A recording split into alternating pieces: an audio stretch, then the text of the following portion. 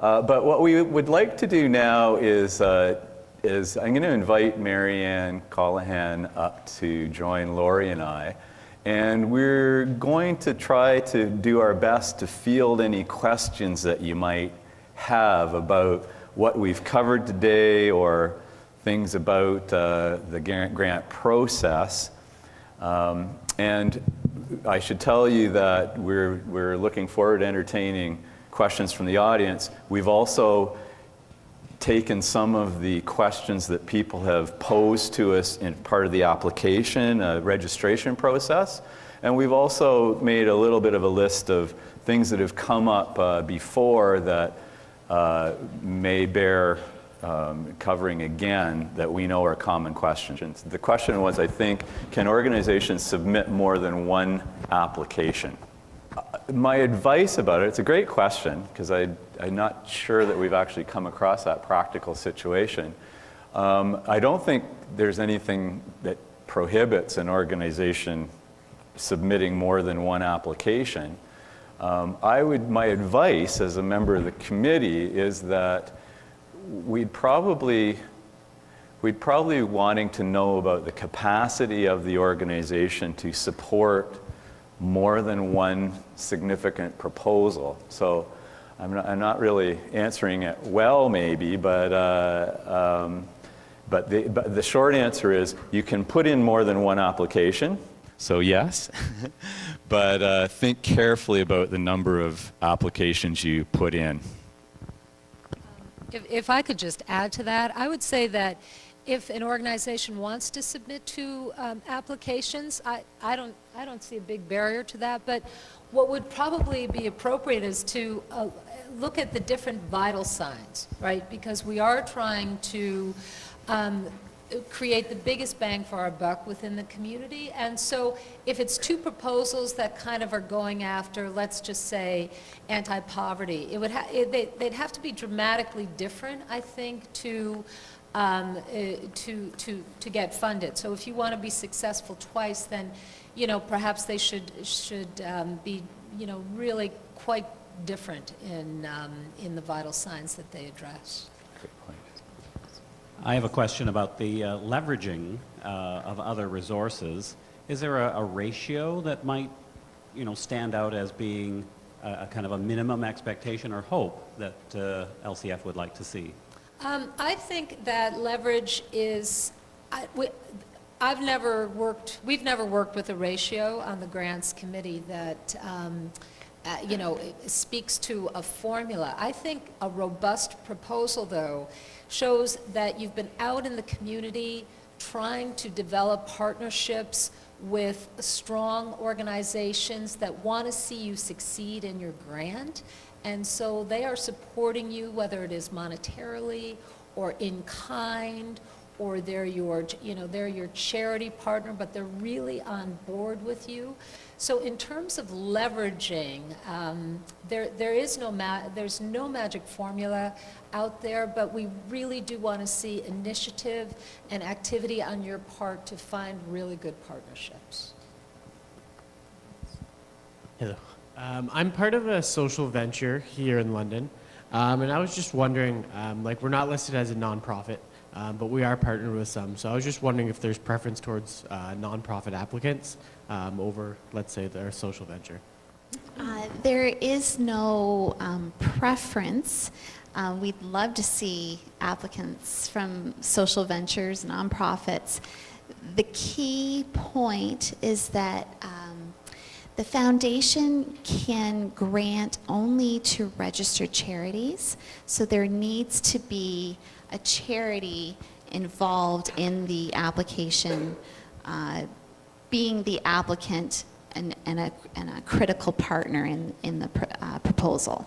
Some of the questions that we've had posed to us through the pre-ask was how detailed should phase 1 applications be? You've heard Laurie talk a little bit about succinctness. Do you have any more thoughts, Marianne? In phase 1, I think we'd really like to see clear proposals. They don't have to be long. In fact, brevity and succinctness is probably what you should be going for. You know, if you're really focused on what your key objectives are, you're going to write us a better proposal.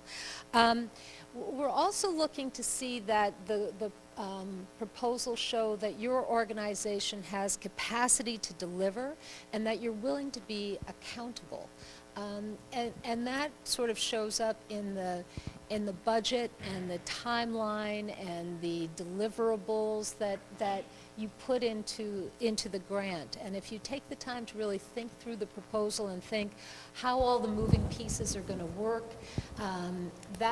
that's a really, really important part of this phase of the proposal. And, you know, the fact that you're willing to collaborate and leverage community assets, that's absolutely huge, again, especially in stage one. So it's not the length of it's not length that you're going for here. It really is the bare bones of what you're trying to accomplish and what your idea is, right? Like to be able to really get to the nut. I'm a writer, and in journalism we call it the nut graph. It's really that, it's like the lead. You know, what are we really trying to do here? What are the one or two, you know, big ideas that we just want to get across to you that we're passionate about? And if you can do that, I bet you'll have a great proposal. Okay, thank you. You talked about the fact that you could ask for up to $1 million. Okay, let's say you ask for up to $1 million, and the committee wants to support the project. Is it possible that you then negotiate back in terms of those dollars, or it's either you get the money you ask for or you don't get anything? Marianne, do you want to? Happy to address that. We often do negotiate because and it goes up and down. Sometimes a proposal is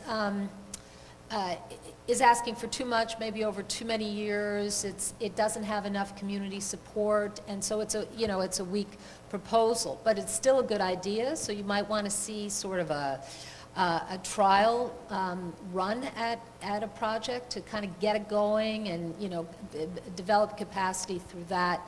Through that way. Or we have also seen proposals where we've wanted to grant more money because it's really sound and they've done a great job and maybe they haven't thought big enough. And so again, that's, you know, it just depends on the idea and the, you know, the quality of the proposal, the quality of the organizations that you can bring together, whether it's truly innovative, really satisfies some of the objectives that we as a foundation have within the community vitality structure. So the quick answer is yes, up and down. We will scale up and scale back, you know, depending on the proposal that comes in. Thanks. I'll just add one thing to that, and that's be realistic in your ask. So don't just think, oh, the foundation's got $1 million to grant, so I think we'll go for the whole amount.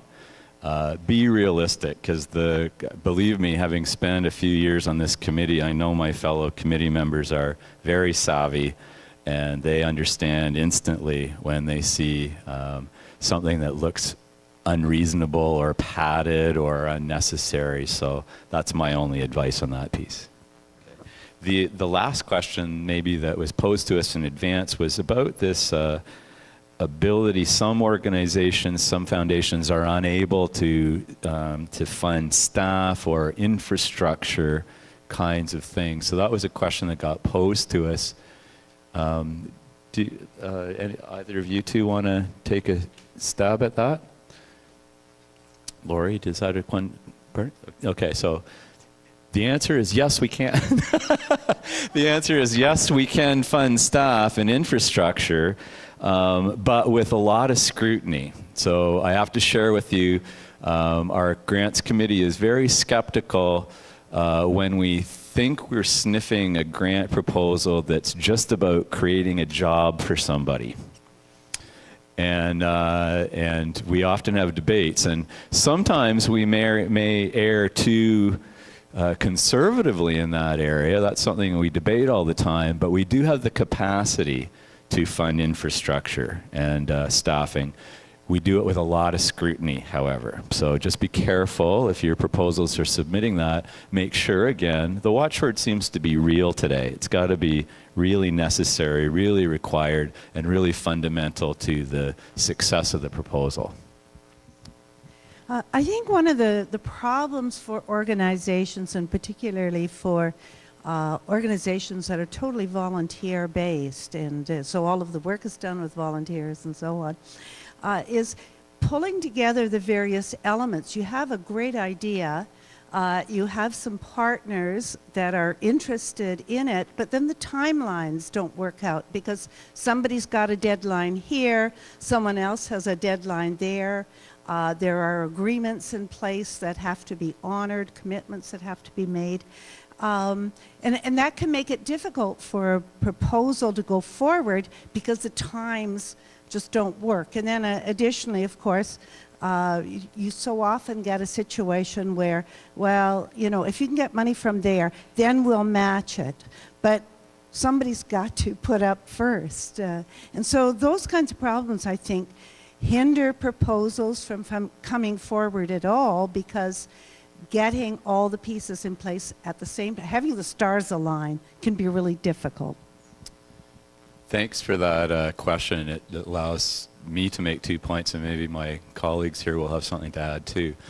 First of all, I'm pleased to say that the foundation does not require, we're willing to be the first money in. All we're asking is that investment you try to leverage by in-kind contributions or seeking other elements. So for example, at phase 1, we might get a proposal that says, we're asking foundation for X dollars, but we're hoping and exploring other funding sources that we think would be interested in this. We just don't have them committed to paper yet. How would the committee, I think, react to that? Well, we might say, oh, well, this is interesting enough to invite back to stage 2. But we would expect in that May 6th to September 2nd time period that the proponents would have actually then gone out and talked to and got some sense of the commitment of those other funders or other contributors that they were interested in. So we don't expect to have every I dotted by May 6th, but we're hoping to help move the train along, as it were. So that's the first point. The second point is we do recognize how difficult, especially in the kind of challenging proposals we're challenging the community to come up with, that it's tough to get all of the ducks in a row. My advice, and then I'll turn it over to my colleagues here, my advice on that would be to say, if you got a great idea, but you think you're only in germination stage, then make that the proposal. Don't promise the world if you don't think you have the capacity. But if it's a really great idea, the committee might be interested in saying, we're interested in helping this idea along a little bit. And maybe it's not ready to fully implement, but we're at least intrigued enough to make an investment in seeing whether it can go further. And maybe, Marianne, did you? That was an excellent question. Thank you. And in fact, it's come in before because people will ask us, well, what do you mean by real collaboration? And we've had a number of granting years where there have been a slew of proposals, say, in children's mental health. And what's clear is that, the proponents are kind of all working in this sphere, yet maybe haven't had conversations together, to look for ways to collaborate. And that has great appeal to us, that there's a willingness to seek out other or at least have those preliminary discussions to make sure that we're not hardening any silos, that we're not creating any larger density where it's better to seek collaboration out there in the community of people working together. So any proposals that demonstrate a real robust effort to at least have conversations, right? To start the conversation with like-minded groups that might be working, you know, in a related area, you know, get very, very, would get, I think, a high mark from this, you know, the committee when we're looking at the proposals. Because honestly, breaking down silos is, you know, is very, in a world of limited resources, that's a very big accomplishment and an achievement. And we really want to stress that real partnerships are important. So not just putting names on proposals of organizations that are going in with you, but you've had these conversations, you understand the capacity within each of your organizations, and you're working together to try and make things stronger. That, to me, is what collaboration is, and that's an important goal in this granting process. I just wanted to add one more thing to that, a takeoff of what Marianne was mentioning about having the conversation. And one idea that we're considering, and I would really appreciate your feedback on it, is facilitating those conversations, possibly having monthly, let's get together and chat about this topic. Meet at an easily accessible location, and let's just talk. I'd really love to hear your feedback on that. We may not want your money. We're going to want your money, but maybe in the end we won't need it. So I'm introducing this as, have you ever looked at the possibility of what is really underwriting, where in fact we would have the assurance of your grant, but if we found the money in other resources, and I like doing that, I like to make things break even, but sometimes when you're going into a large expansion, it's really good to know you have someone there to back you if you need it. Have you ever looked at that type of a grant where it could be returnable? Returnable grants, I love the idea. We'll add that to the criteria for next year's game changing. In all seriousness, we haven't had a sit down over that particular topic. It's a very intriguing idea. I think it's something that we would want to discuss with the board of the foundation, because it probably exceeds the capacity of the grants committee, but that's an idea we'll take forward and move through our organization. Very intriguing. And in the meantime, I think all we're asking for is if this is affecting this year's proposals, I would say, hey, take a shot at that. That's interesting. We are interested in investments which leverage. This sounds like a perfect leveraging investment. And just be honest with us that that's your intent, and we'll deal with it from there on its merits. We had another question. Yeah. My name is Vali Morochka with the London Cross Cultural Learner Center. What if our idea could have an impact locally, nationally, and internationally? And what is the geography of the granting criteria and so on? Because with our alliance with other networks, we could bring more impact to London, because, you know, we live in a knowledge economy right now. Thank you. I'm happy to take a quick stab at that one. I think we're first and foremost interested in local investment. We're very pleased if the local investment also has wider geographic implications. So to answer in reverse, would we be contributing to anything that's only sort of national and peripherally affects London? No. Same provincially.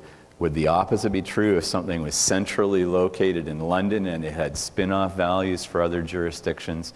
We'd probably be interested in that and have looked at some of those kinds of applications in the past as models to carry forward to others. So that's the best I can do in terms of answering that. Sagoli Sagwe I'm with Otlosa Native Family Healing Services, and we serve 8 First Nation communities within 100 kilometers of the City of London. And we're basically located in the City of London because those First Nation communities don't have emergency services, so there's no 24-hour policing, no 24-hour fire, no 24-hour ambulance. So we're located in London because you have that. And so what happens is people come to us from those communities. So now my question is around that geographical area in terms of partners. And because we're a shelter, we run Jaunong Shelter, one of the things that we do, we're also involved in the shelter network in terms of using the entire, being able to take them in if they need to come from another shelter.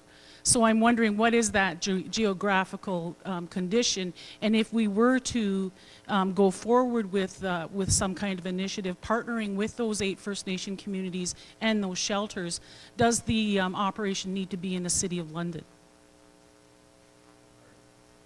Does the project have to operate in the City of London? Our geography is London Middlesex.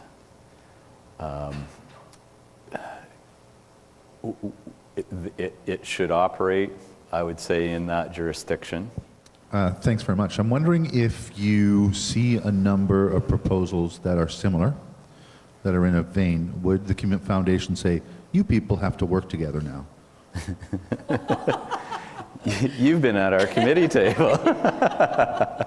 Yes, it's a great question, and why I think we've been reinforcing over and over and over again the notion of collaboration, appropriate research about what's going on. Thank you for making that comment. It allows us to do it yet again. I have to say that people around my committee table get very cranky when they see a number of people putting together similar proposals, and we think, do people not talk in this town? Yes, we do make that effort. We do it, we're cranky about it, but we do make that effort to link people up.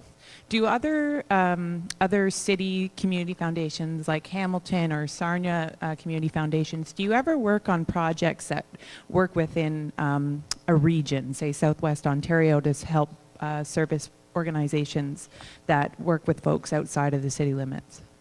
Yes, we absolutely do. As Tony was mentioning, if the proposal is addressing London and Middlesex and also has benefits to other regions, absolutely. One example is, I think it was called Striving for an A in Watershed Innovation.